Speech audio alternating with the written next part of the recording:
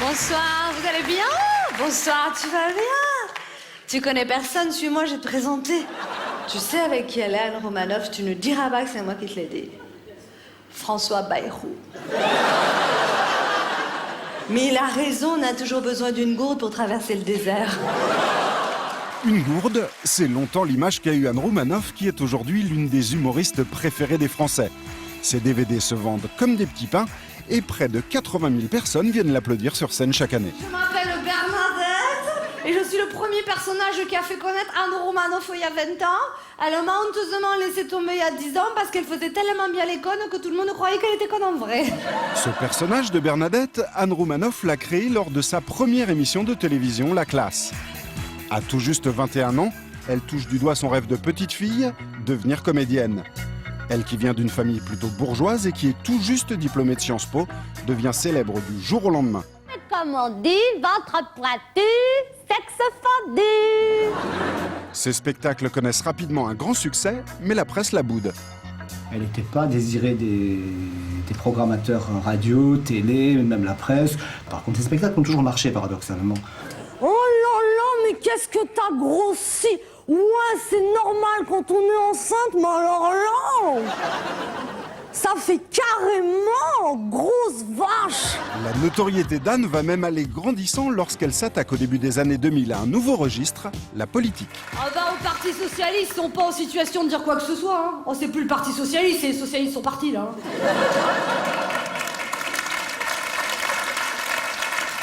Moi, je dis que Ségolène, elle a perdu les élections le soir du débat, parce qu'elle qui avait fait des sourires pendant toute la campagne, tout d'un coup, elle a montré ses dents, les mecs qui se sont dit, on a déjà une comme ça à la maison.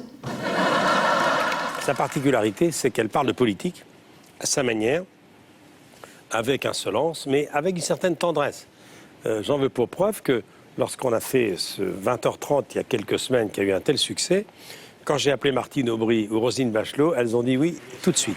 Bon, elle ne demande pas mon avis, mais moi je trouve qu'elle aurait dû garder son nom de jeune fille, de l'or. Mais oui, votez pour moi, vous aurez de l'or. Attends, ça donne plus envie de voter pour moi, vous reprendrez bien une part d'Aubry. Parce que autant tout le monde aime bien l'or, autant tout le monde n'aime pas le fromage. Hein. Moi, j'aime beaucoup Anne Romanoff, comme vous le savez.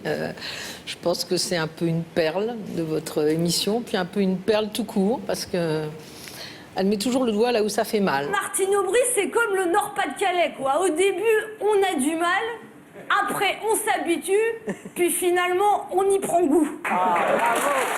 De tous les artistes que j'ai rencontrés dans ma vie, elle est celle, je pèse mes mots, hein, tout genre confondu. Elle est probablement celle qui a la puissance de travail la plus phénoménale.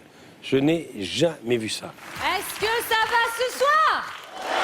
Anne Romanoff est une vraie staccanoviste. Avec 200 spectacles par an en moyenne, elle est de loin l'humoriste qui se produit le plus sur scène, ce qui ne l'empêche pas d'être une super maman. Si elle joue à Montpellier le soir et que le lendemain elle joue à Perpignan, elle va pas attendre et se balader de Montpellier à Perpignan.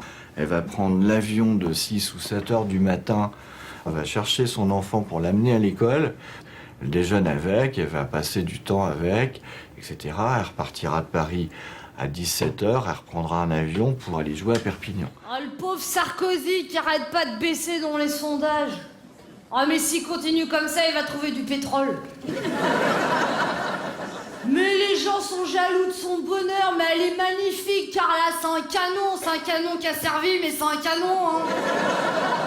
Bah, quand tu sors avec une fille comme ça, t'as intérêt à sortir le grand jeu, et moi je dis que d'emblée, Nicolas, il a fait très fort, parce que je suis sûre, c'est la première fois qu'il y a un homme qui l'emmène dormir à Euro Disney. 3 heures de queue pour 2 minutes de plaisir. Ils avaient jamais vu ça là-bas, Blanche-Neige qui épouse le nain. C'est quelqu'un qui, quand elle n'est pas sur scène pendant 6, 7 ou 10 jours en vacances, ça commence à la démanger. À 70, 75 ou 80 ans, elle sera sur scène. Ça a changé ma vie et mes petits-enfants m'appellent Mommy.